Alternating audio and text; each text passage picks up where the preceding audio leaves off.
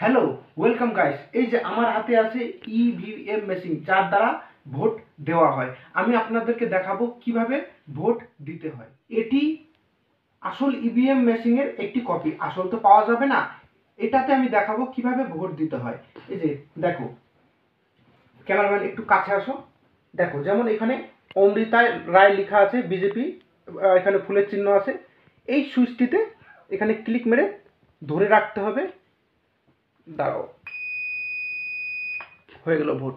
এবার এরকমই আলাদা আলাদা প্রার্থী নিচে দেওয়া থাকবে, তোমার যেটাতে ইচ্ছা সেখানে তুমি ক্লিক করে ধরে রাখো, ভোট হয়ে যাবে।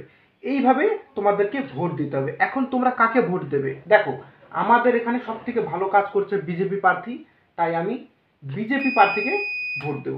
আমাদের এখানে 13 তারিখে ভোট আছে, তো ভোটে কি হয় সব ফলাফল আমি এই চ্যানেলে দেবো, তাই চ্যানেলটিকে সাবস্ক্রাইব করো। ভিডিওটি দেখবার জন্য অসংখ্য ধন্যবাদ।